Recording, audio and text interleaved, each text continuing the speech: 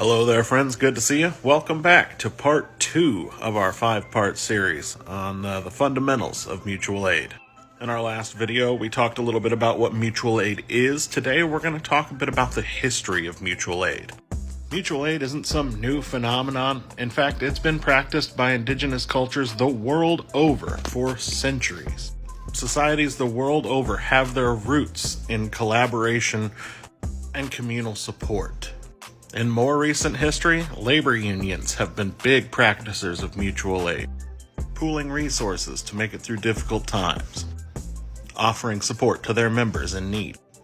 Now, you might find that a lot of times when you talk about mutual aid, something that you hear from people that are rubbing up against you is that, it's human nature to be greedy or individualistic.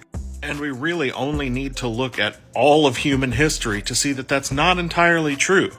Civilization as a whole, and civilizations more specific, were formed on collective, collaborative effort and resource pooling.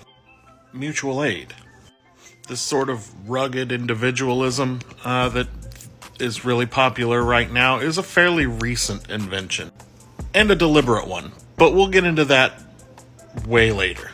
And when we talk about the history of applied mutual aid, lest you think that this is some romanticized thing, we can go even more recent history.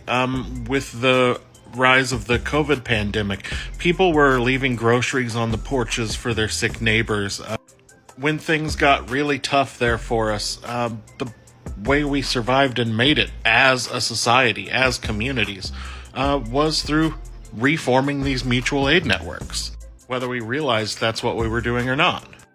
Can you think of some specific examples of historic mutual aid? Jump in my comments and let me know. And come back tomorrow for part 3 when we get into the whys of mutual aid. As always, community, solidarity, and equality.